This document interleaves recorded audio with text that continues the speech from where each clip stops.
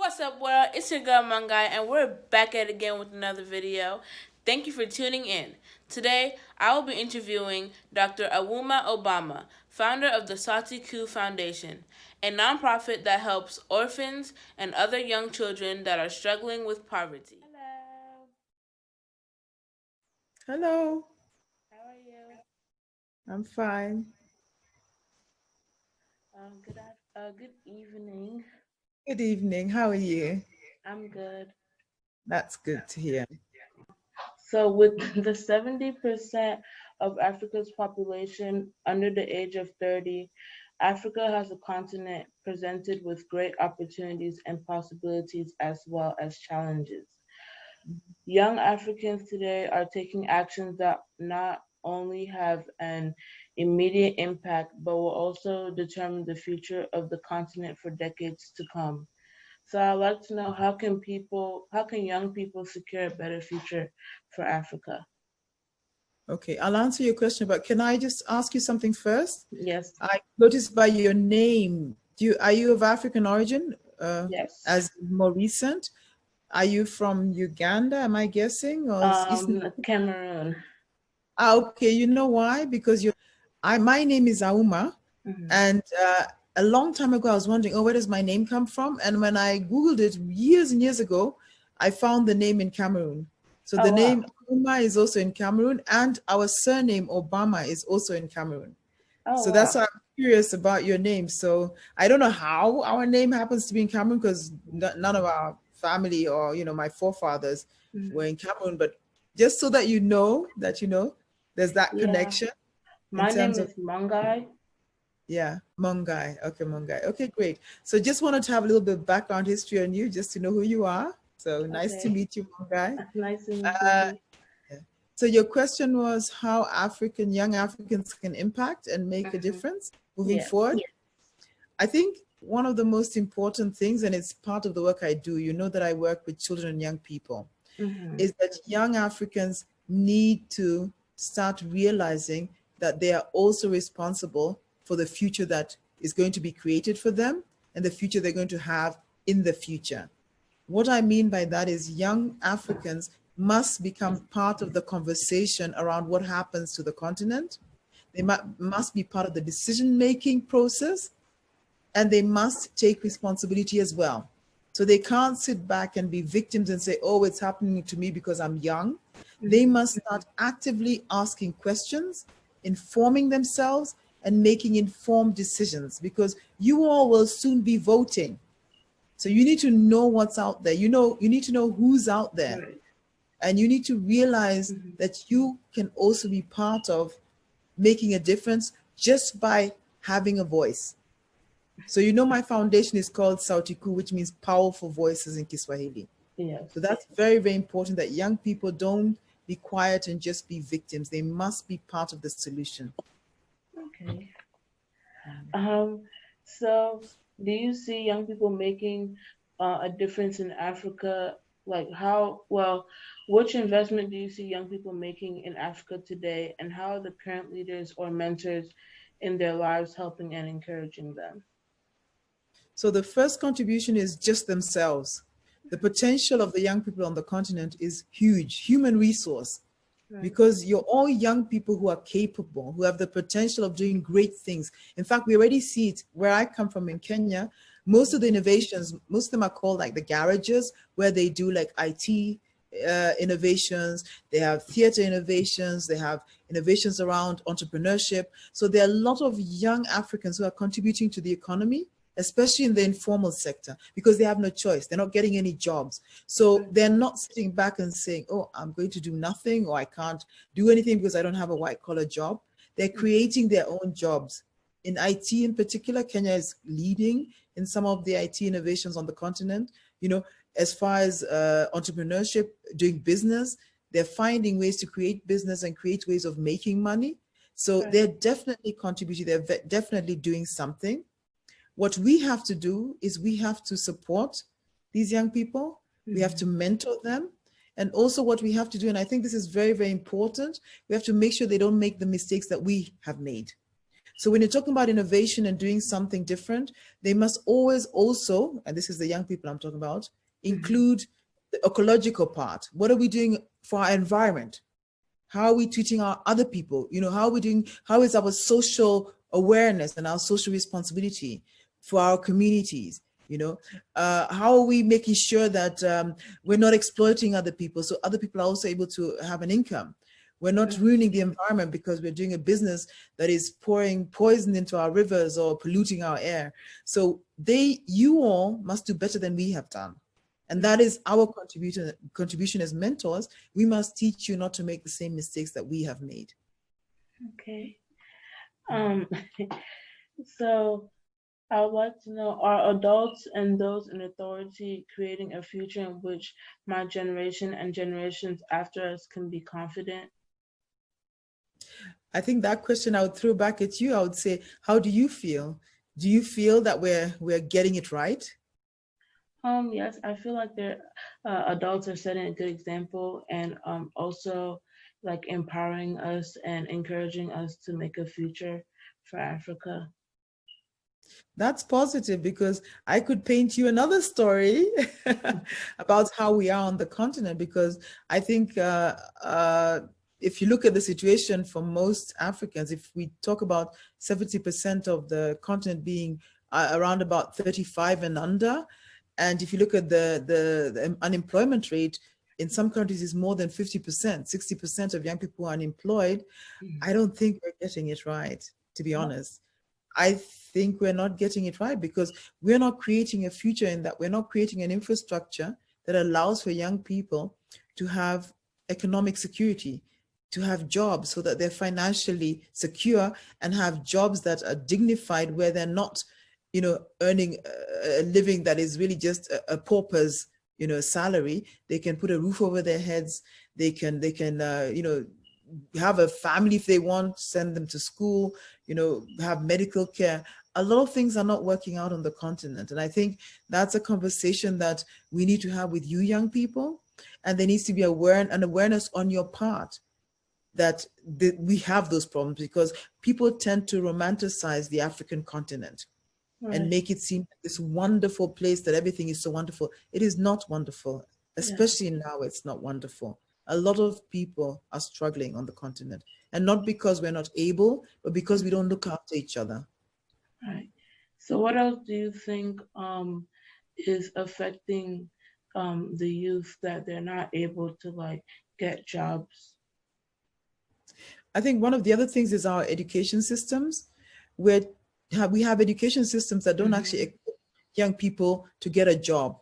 It's about employability, not just about gaining knowledge for the sake of it, but the knowledge has to be something that you can then convert into an occupation, into a job, into a means of earning money. And it has to speak to what the market wants, meaning that it has to speak to what the employer wants. If I have a company, I need certain types of people to work in my company. The education system must cater for the young people to learn the skills to be able to be employed by me. And unfortunately, we don't connect the two enough. So when we're creating education systems, we need to make sure that the education system that we're creating also caters for the job market. But of course, also at the same time, must make sure that the job market is favorable to human beings. Because at the moment, you know how the development of computers, we're beginning to replace humans with computers. And that shouldn't be the case, because where will you get your jobs from? Right. What do you think in schools, like what they're lacking to teach? What do you, yeah, so The what soft skills. subjects or I yeah. think the soft skills, I think we tend to ignore the soft skills, and I'll explain what I mean by the soft skills. The soft skills are the social competencies, because you can be very, very bright, you know, you can get straight A's, but if you don't know how to talk to people, you don't know how to communicate with people, you don't know how to make people feel comfortable, and you go and become a doctor, and your patient feels uncomfortable with you, you're not going to really make them get that well as you would if you had social skills and you knew how to relate to people. If you, you know, there's a talk of social intelligence. You go for an interview, you know, and you're very bright, but you don't know how to articulate, you don't know how to speak, you know. So that young people need to learn that. They need to learn to be sympathetic. They need to learn to be compassionate. They need to learn to be patient. You need to learn to keep time. All these things are not really taught at school. So many young people will get straight A's. They go for an interview and the employer doesn't want them. They need to be critical. They need to be able to ask why. They need to be able to say no. They need to be able to have an alternative plan to the plan that mom and dad have for you. So all these skills have to be learned at school as well. And very often they're not. Very often we just learn to pass exams to get straight A's. And that's not good enough. Okay.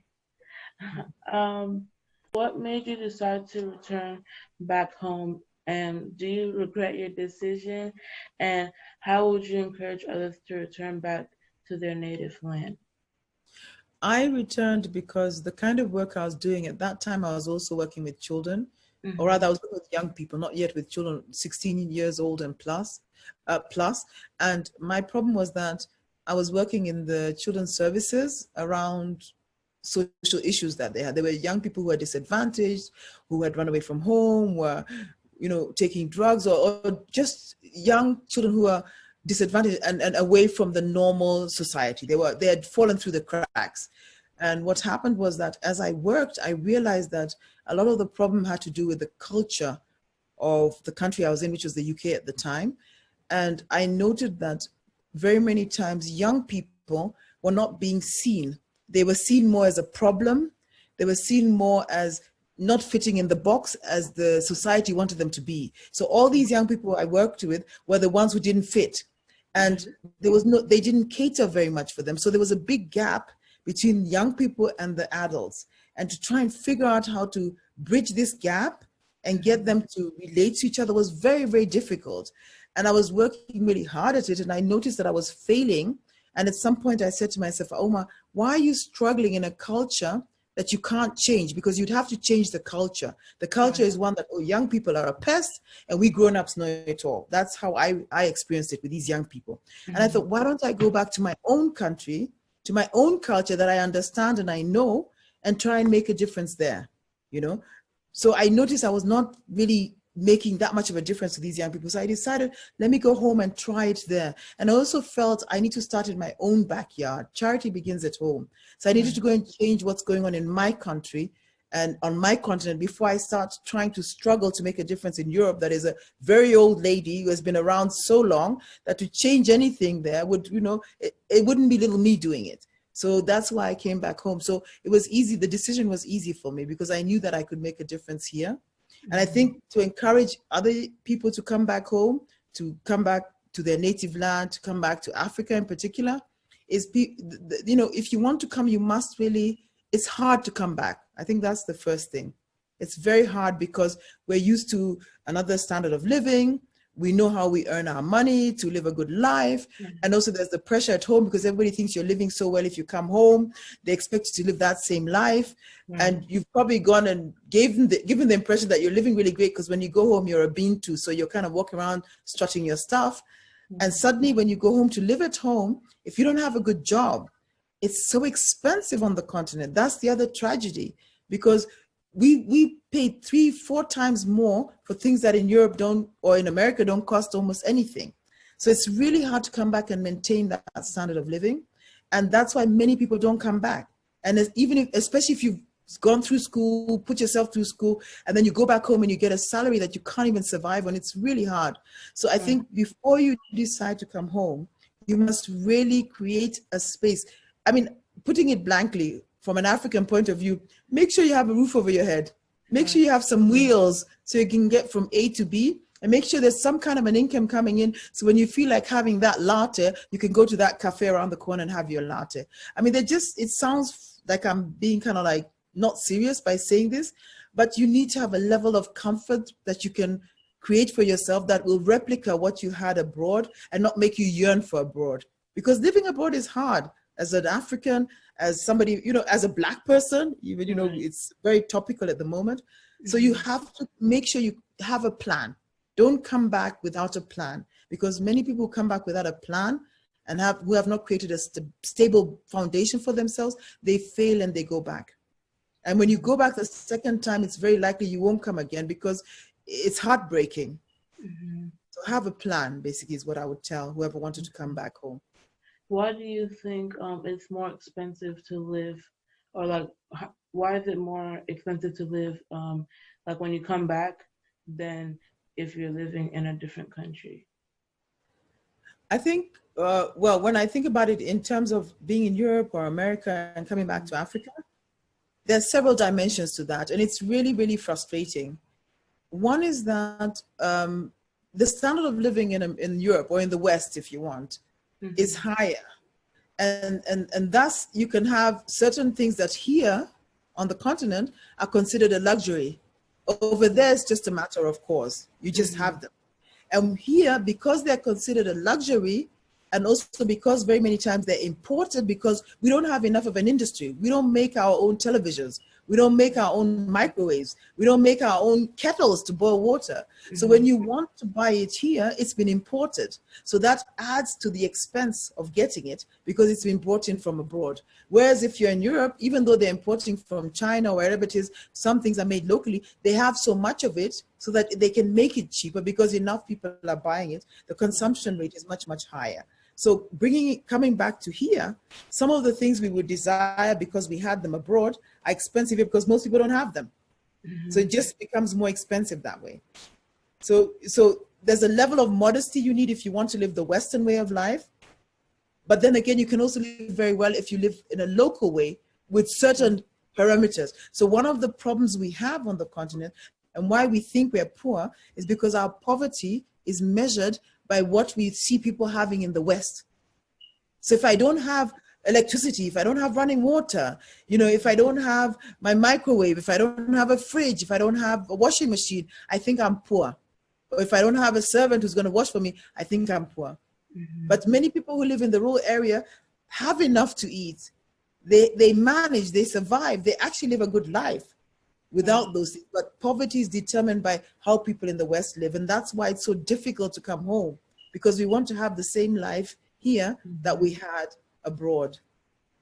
Do you think that like in the near future, things could change and people won't look at it like they will compare it with the Western world? I think you all are the ones who will be changing that. I'm counting on young people. And already when you look at Kenya, when I was growing up, we didn't really listen to African music. We listened to American music, Marvin Gaye, Stevie Wonder. I hope you still know who those are. Yes, those were the guys we were listening to. We were listening to R&B. That was the music. We didn't listen to our own music. Oh, African music. Oh, terrible. Now African music is the thing. Everywhere in the world they're listening to Davido and all those. It's really, we've changed that. Even culturally, people didn't wear, especially in East Africa, we didn't wear traditional clothes, at least in West Africa, they still, but now people are wearing it. Our material, our designs are being taken up internationally. So we've started taking a pride in our own culture, in what we have, our own value systems. And that is what is changing. And that is what has happened with the young people. The young people are doing that. So slowly but surely we're realizing that what we have is so valuable. And that's what has to change, because Africa is the richest continent in the world. Right. As far as natural resources, gold, diamonds, you name it. The metal you have in your iPhone, all of these you get on the continent, the best wood, everything. But it's just us who haven't realized how rich we are, actually. Right. So you all will teach us. We're counting on you guys. Okay. So what would you like your legacy to be, or how do you want it to be remembered? I want to be remembered as having helped young people get a voice and be able to really make that difference that we ourselves have not been able to make to date. We need to turn it around. The African continent needs to take back its continent and start treating the continent and the inhabitants of the continent well, because there's so much we can do. And we have the intelligence.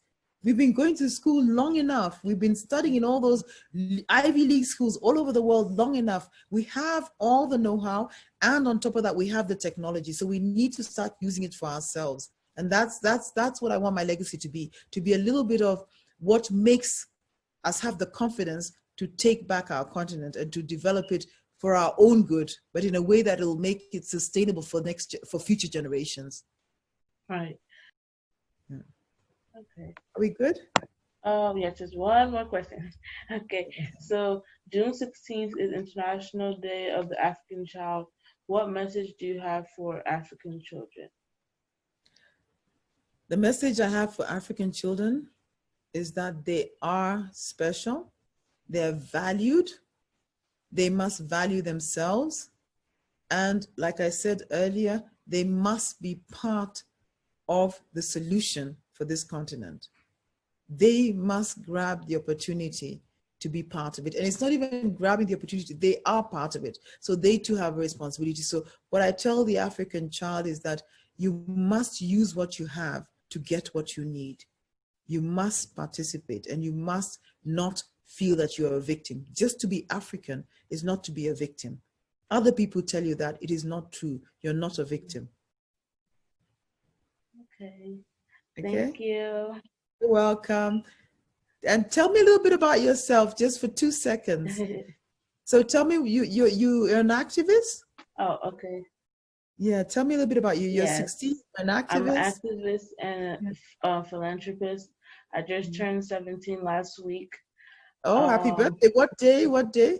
the fourth. My daughter's born on the 3rd, so we Oh wow. celebrated her birthday just the day before you. Yes. She's a little older than you, yeah. Yeah. See, What do you do? What are your philanthropist activities? What do you do? I provide backpacks and school supplies for children in Africa. Oh, I started a movement called No Backpack Day, where I yeah. challenge students here in the U.S. to come to school without a backpack, to feel Uh-huh. how children that walk miles to school feel when they go to school every day, and then in return, the schools that participate donate backpacks and school supplies. Oh, cool. And which countries in Africa are you donating to? I've given to Cameroon, Liberia, Nigeria, South Africa, Malawi, Cape Verde, Togo, Oh, um, Sierra Leone, and Zimbabwe. wow. And have you been to Africa? Yes, I've been to Cameroon, South Africa, and Cape Verde. So we're waiting for you to come to Kenya now. Yes. Come and see our foundation and see the work we're doing there. All And you right. can bring some backpacks if you want. Okay.